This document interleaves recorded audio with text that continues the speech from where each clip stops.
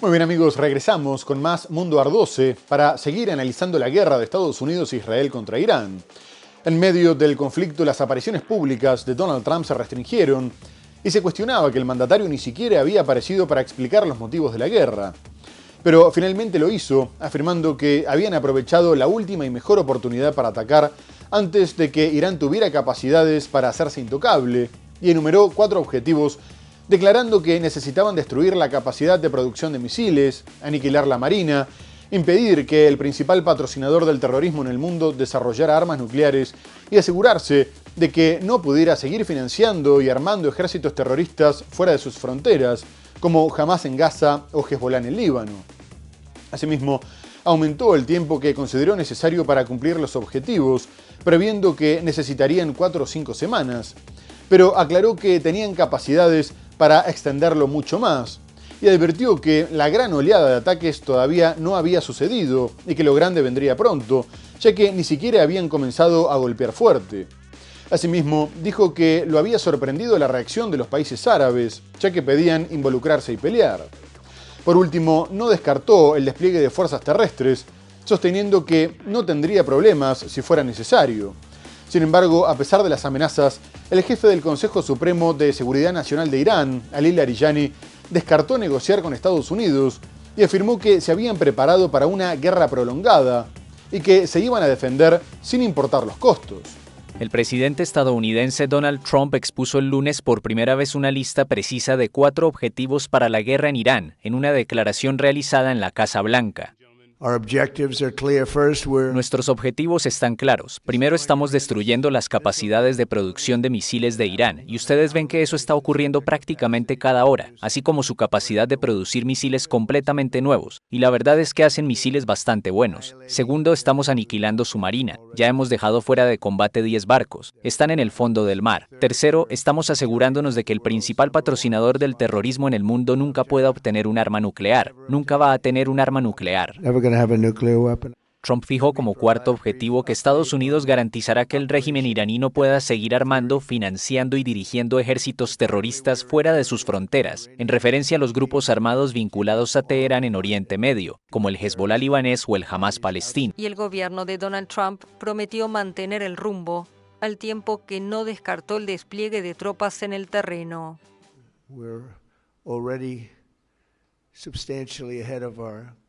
Ya estamos muy por delante de nuestras proyecciones de tiempo, pero sea cual sea el plazo está bien. Cuanto sea necesario lo haremos, y lo hemos dicho desde el principio, calculamos entre 4 y 5 semanas, pero tenemos capacidad para ir mucho más allá de eso. Por su parte, Ali Larijani, poderoso jefe del Consejo Supremo de Seguridad Nacional de Irán, se mostró desafiante y prometió que Irán se defenderá sin importar los costos y hará que los enemigos lamenten su error de cálculo. Mientras tanto, preocupaba la seguridad de las instalaciones nucleares iraníes, por lo que el director general del Organismo Internacional de la Energía Atómica, el argentino Rafael Grossi, convocó una reunión de emergencia en Viena para evaluar posibles daños a la infraestructura o predecir las consecuencias si esto ocurriera. Grossi aseguró que no se había detectado un aumento de la radiación en los países fronterizos y, si bien se desdijo más tarde, agregó que no tenían datos que indicaran que alguna de las instalaciones había sido impactada. De cualquier forma, Grossi declaró que la lección era que había que jugar dentro del reglamento, ya que ninguno de los líderes que planteó la necesidad de fabricar un arma nuclear seguía en el poder, aunque aclaró que en Irán no se veía un cambio de régimen inminente. Asimismo, si bien se mostró partidario de la vía diplomática, destacó que Estados Unidos e Israel tenían sospechas muy grandes sobre el desarrollo de armas nucleares por parte de Irán, a pesar de que tanto el organismo como Donald Trump habían asegurado que la capacidad nuclear de Teherán había quedado destruida tras la Guerra de los 12 días, en junio del año pasado, y que tardaría años en poder reconstruirse, lo que a su vez había quitado credibilidad a la denuncia de que Irán representaba una amenaza existencial para justificar la guerra actual. Pero más allá del informe del organismo, el embajador iraní ante Naciones Unidas, Reza Najafi, dijo que uno de los ataques contra su país había dañado la planta nuclear de Natanz, lo que posteriormente fue confirmado por el Organismo Internacional de la Energía Atómica, que, si bien reconoció la gravedad, aclaró que no había peligro radiológico. Una reunión de emergencia con dos preguntas clave. ¿Qué ocurre si los misiles alcanzan las instalaciones nucleares? Y la más importante, si ya lo han hecho. El Organismo Internacional de Energía Atómica se replegó en Viena para hacer un mapa de la situación actual de las instalaciones iraníes y el director general de la organización habló de niveles de radiación. Hasta el momento no se ha detectado ninguna elevación de los niveles de radiación por encima de los niveles de fondo habituales en países fronterizos con Irán. En cuanto al estado de las instalaciones nucleares en Irán, hasta ahora no tenemos ninguna indicación de que alguna de ellas, incluida la central nuclear de Bushehr, el reactor de investigación de Teherán u otras instalaciones del ciclo de combustible nuclear hayan sido dañadas o alcanzadas. Pero la contraparte, representada por el embajador iraní ante la ONU, dejó un mensaje poco alentador. La guerra habría alcanzado de pleno una de las instalaciones. Hoy se supone que celebraremos reuniones técnicas aquí en Viena. Basándose en tales engaños y acusaciones infundadas, atacaron instalaciones nucleares pacíficas y protegidas, primero en junio y luego aquí. Según el derecho internacional, estos ataques son ilegales y constituyen un crimen de agresión. Según la resolución del OIEA, tales ataques violan el estatuto del organismo. ¿De qué instalaciones nucleares se está hablando? Por otra parte, aumentó la preocupación por las consecuencias de un cierre del estrecho de Hormuz por un periodo prolongado, lo que podría llevar el precio del petróleo a los $100 por barril, ya que se estaría impidiendo el transporte de una quinta parte del crudo mundial, afectando sobre todo el suministro a China, que es el principal importador de petróleo iraní, aunque los productores de la OPEP+ acordaron aumentar la producción a partir de abril, con el objetivo de impedir este escenario. Ahora muchos barcos se ven obligados a navegar alrededor de África, no solo por el riesgo de un ataque iraní, sino también porque las aseguradoras subieron las primas en $350.000 solo por acercarse a la zona, mientras que dejaron de cubrir el cruce por el estrecho. Pero el cierre de ese paso estratégico también podría encarecer los alimentos, dado que impactan el 33% de los fertilizantes mundiales que cruzan por Hormuz. Asimismo, se advierte que solo con el aumento actual en el precio del petróleo impactaría el crecimiento mundial e impulsaría la inflación, y lo haría en un momento en el que Trump presiona para que se bajen los tipos de interés, aunque se cree que Estados Unidos podría ser el gran beneficiado del encarecimiento del petróleo, ya que podría convertirse en una alternativa a pesar de tener precios más altos.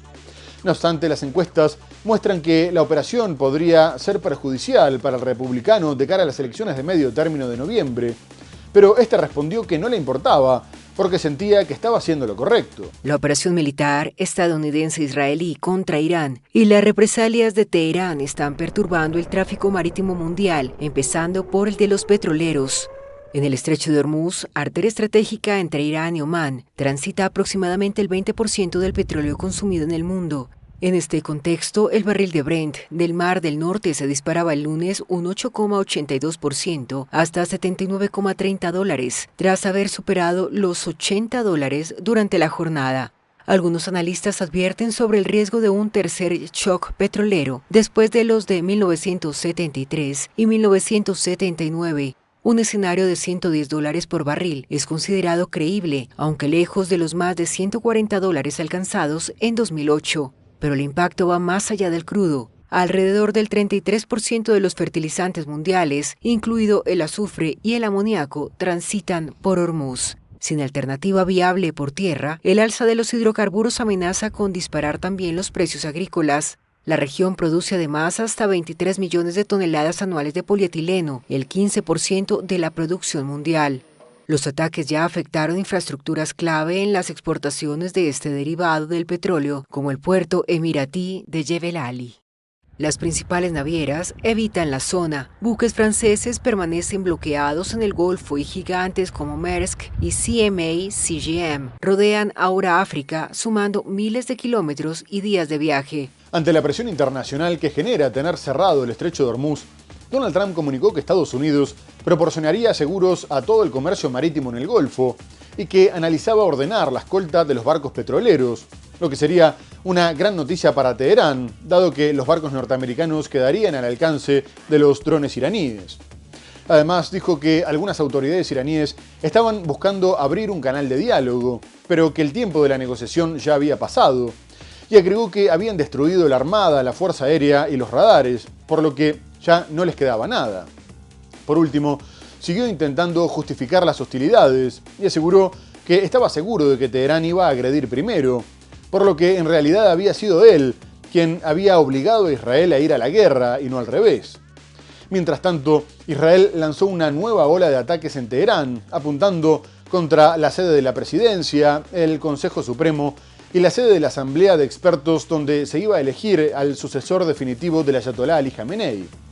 No obstante, el edificio estaba vacío y se informó extraoficialmente que el elegido sería el hijo del líder supremo fallecido tras los ataques, Mojtaba Khamenei, un clérigo de 56 años con fuertes lazos con la Guardia Revolucionaria. Pero más allá de que Estados Unidos ve señales de agotamiento iraní por la caída en la intensidad de sus ataques y de que los muertos ya superan los 1000, Irán continuó bombardeando toda la región, atacando con drones el consulado norteamericano en Dubái, tras lo cual el secretario de Estado Marco Rubio dijo que el personal estaba a salvo, pero que el edificio se había incendiado. Este hecho se produjo tras el ataque a la embajada de Estados Unidos en Riad y otro contra una base aérea en Bahrein. Casas de Israel y Estados Unidos bombardearon el martes el centro de Teherán y los iraníes intensificaron sus ataques contra instalaciones petroleras e intereses estadounidenses en el Golfo, en el cuarto día de guerra en Medio Oriente. El gobierno israelí indicó que llevó a cabo ataques aéreos contra la presidencia iraní y las oficinas del Consejo Supremo de Seguridad Nacional en Teherán y contra instalaciones de producción de misiles balísticos en todo el país. Mantuvo además sus ataques contra Líbano. Según la agencia de noticias Tasnim, hubo también ataques contra el edificio que alberga la institución encargada de elegir al líder supremo que sucederá al ayatolá Ali Jamenei, muerto el primer día de la guerra. Seguimos golpeando a Irán con fuerza. Nuestros pilotos están sobre los cielos de Irán y de Teherán, y también sobre los cielos de Líbano. Hezbollah cometió un error muy grave cuando nos atacó. Ya respondimos con contundencia, y responderemos con una fuerza aún mayor. El presidente estadounidense Donald Trump aseguró que prácticamente todo ha sido destruido.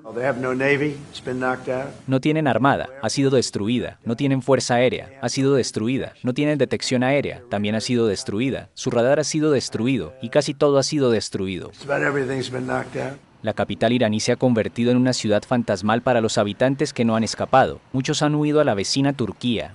Los drones iraníes también alcanzaron centros de datos de Amazon en Bahrein y en Emiratos Árabes Unidos. Qatar afirma haber frustrado los ataques contra el aeropuerto internacional Hamad.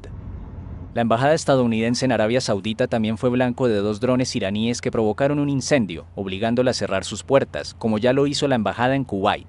Mientras tanto, tras el lanzamiento de cohetes de Hezbollah y la respuesta de Israel que dejó más de 30 muertos por intensos bombardeos, la reanudación de las hostilidades amenaza con derivar nuevamente en una guerra abierta, dado que el ejército israelí ordenó la evacuación de más de 80 aldeas del sur y envió tropas terrestres con la intención de crear una zona de amortiguación que impidiera posibles ataques a las comunidades del norte del país.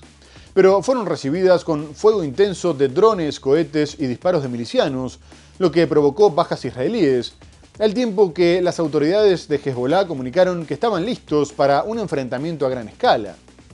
En este contexto, la aviación israelí incrementó los ataques, incluso apuntando contra los medios de comunicación de la organización chiita, disparando el número de muertos. Por su parte, el presidente del Líbano, Joseph Aoun, se reunió con representantes de Arabia Saudita, Qatar, Egipto y Francia, y les aseguró que los disparos contra Israel se habían realizado al norte del río Litani, a donde las milicias se retiraron tras la tregua gracias a que el ejército regular había tomado el control de la zona fronteriza, por lo que habían cumplido con su parte del acuerdo. No obstante, ante el avance de las tropas israelíes, tuvo que ordenar el repliegue de algunas de sus bases, al tiempo que se denunció que las posiciones israelíes violaban una resolución de Naciones Unidas tras la guerra del 2006, con la que se ordenaba el retiro de las tropas extranjeras por debajo de la línea azul, que abarca la zona fronteriza. Israel intensifica su fuego sobre el Líbano. Se les ordenó a las fuerzas israelíes tomar el control de más posiciones en el sur del país de los Cedros para crear lo que denominó como zona de amortiguación. El primer ministro Benjamin Netanyahu y yo hemos autorizado a las fuerzas de defensa de Israel a avanzar y tomar el control de posiciones estratégicas adicionales en el Líbano con el fin de impedir los ataques contra las comunidades fronterizas israelíes. Algo que a los ojos libaneses va en contra de una resolución de la ONU tras la guerra de 2006, que le ordenaba a Israel retirarse de todo territorio libanés por debajo de la llamada Línea Azul. El ejército israelí ya estaba estacionado en 5 puntos avanzados a lo largo de la frontera con el vecino país, pero este refuerzo, presentado como una medida táctica por el ejército, marca una nueva etapa tras la serie de ataques que se han producido desde el lunes en el Líbano. Por su parte, Beirut retiró a los militares que se encontraban en varios puntos del sur, cerca de la frontera con Israel, tras la escalada del ejército israelí, según informó el martes una fuente militar a la AFP. Israel afirma que está actuando en represalia por los disparos de Hezbollah hacia su territorio, ataques llevados a cabo en solidaridad con Irán, condenados por el primer ministro libanés en una declaración el lunes. Nawaf Salam proclamó la prohibición de las acciones militares de Hezbollah, una decisión sin precedentes en este país, pero insuficiente para aliviar la presión. La ONU, preocupada por este nuevo estallido de violencia, hace un llamado a todas las partes para que actúen con la mayor moderación. Pero el conflicto en torno a Irán no es el único que afecta a la región, dado que unos días antes Pakistán bombardeó Kabul y declaró la guerra abierta contra Afganistán, tras lo cual los talibanes respondieron atacando instalaciones militares cerca de Islamabad y otros puntos del país, acabando con 75 soldados y dejando otros 84 heridos.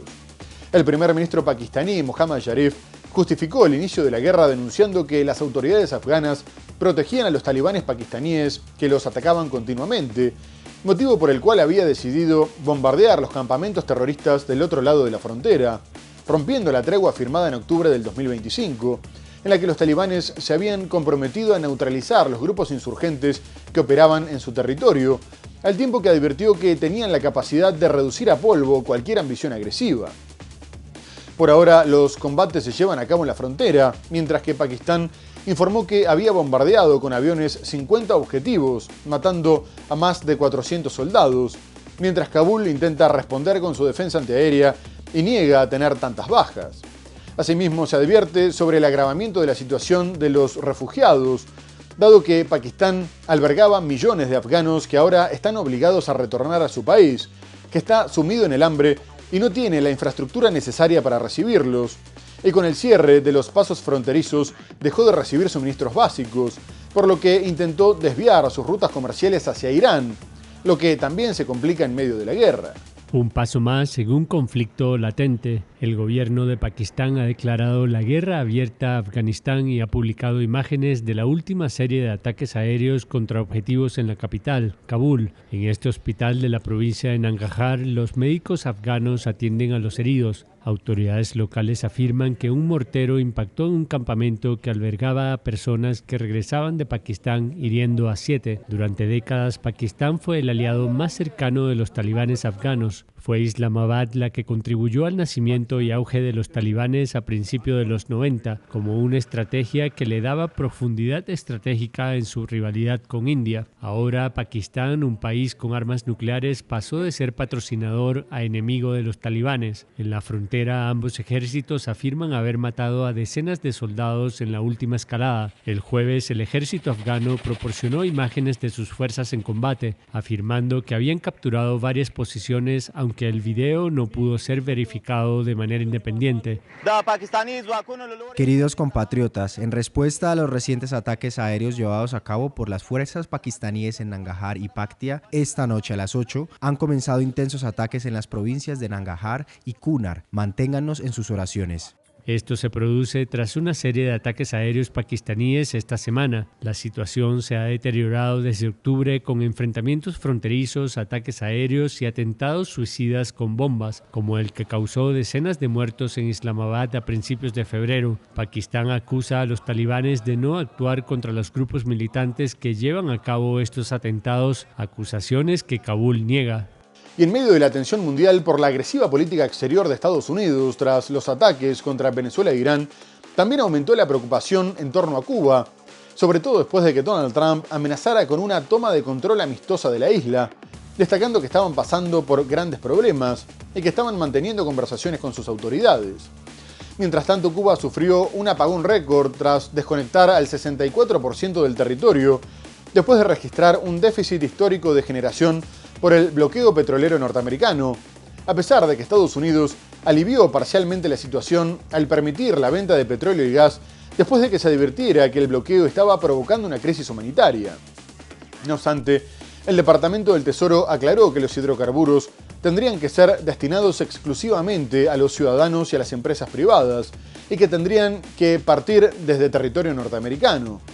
Previamente, Donald Trump había prohibido que Venezuela enviara petróleo a la isla y amenazado con aranceles a los países que suministraran insumos energéticos, impidiendo el acceso a agua potable, la distribución de comida y la conservación de medicamentos, mientras que varias aerolíneas suspendieron sus vuelos con este destino, por lo que también se afectaba al turismo.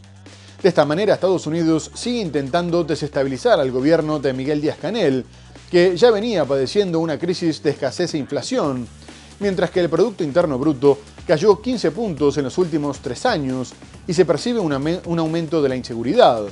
Y en este contexto, los medios norteamericanos citan fuentes de la Casa Blanca que afirman que Cuba sería el próximo objetivo de Donald Trump. El presidente estadounidense Donald Trump afirmó el viernes que evalúa una posible toma de control amistosa de Cuba en momentos en que Washington intensifica la presión sobre la isla comunista, sumida en una profunda crisis económica. Desde la Casa Blanca, antes de viajar a Texas, el mandatario declaró: el gobierno cubano está hablando con nosotros y están en un gran problema, como ustedes saben. No tienen dinero, no tienen nada ahora mismo, pero están hablando con nosotros y quizá tengamos una toma de control amistosa de Cuba. Las declaraciones se producen días después de que el secretario de Estado, Marco Rubio, afirmara que Cuba necesita un cambio radical tras el reciente alivio de ciertas restricciones a las exportaciones de petróleo hacia la isla por razones humanitarias. Rubio realizó sus comentarios durante una cumbre de la Comunidad del Caribe en San Cristóbal y Nieves. Estados Unidos mantiene desde enero un bloqueo energético contra Cuba, a la que considera una amenaza excepcional para su seguridad nacional. La isla se encuentra a apenas 150 kilómetros de la costa de Florida.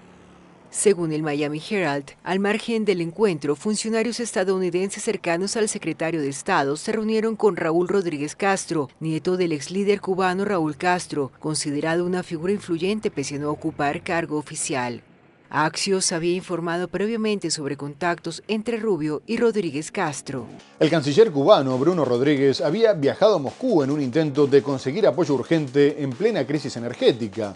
El mandatario Vladimir Putin sostuvo que siempre defenderían el derecho de Cuba a seguir su propio camino, y el viceprimer ministro ruso Alexander Novak comunicó que estaban considerando suministrar combustible, mientras que tanto Naciones Unidas como Canadá intentaban enviar ayuda humanitaria, aunque el bloqueo de Estados Unidos complicaba la llegada de las provisiones.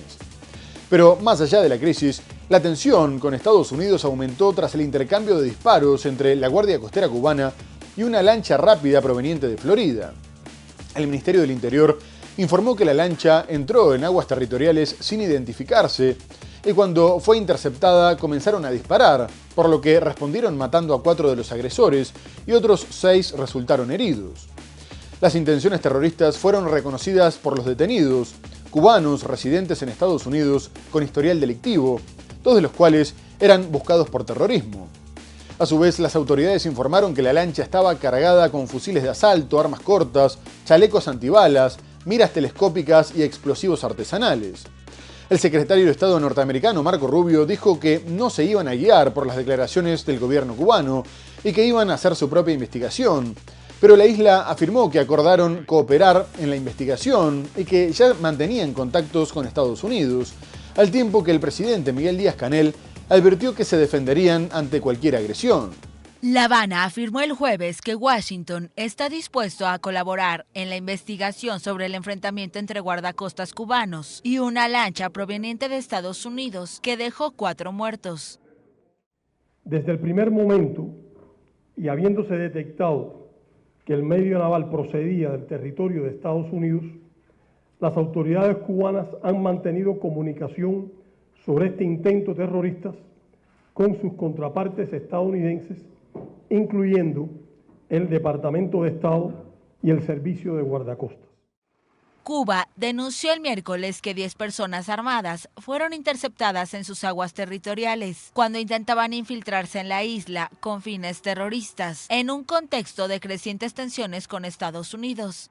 Más temprano, el presidente cubano Miguel Díaz-Canel aseguró que la isla se defenderá ante cualquier agresión. Según las autoridades cubanas, el grupo a bordo de la lancha con matrícula de Florida tenía en su poder fusiles de asalto, armas cortas, artefactos explosivos de fabricación casera, chalecos antibalas y ropa de camuflaje. Al menos 2 de los pasajeros de la lancha tienen ciudadanía estadounidense, según declaró el jueves a la France Press un alto funcionario de Estados Unidos. De esas 2 personas, una falleció y la otra está herida, según precisó la fuente bajo anonimato, y añadió que el propietario de la embarcación declaró que esta había sido robada por un empleado. 6 ocupantes de la lancha resultaron heridos tras haber sido interceptados por guardafronteras cubanos. Muy bien, amigos, se nos ha terminado el programa. Hemos hablado de los ataques a Irán por parte de Estados Unidos e Israel, de la respuesta iraní. Abordamos el asesinato del líder supremo, el ayatolá Ali Jamenei, el cierre del estrecho de Hormuz, pero lo tenemos que dejar hasta el próximo programa. Muchas gracias por habernos acompañado y hasta entonces.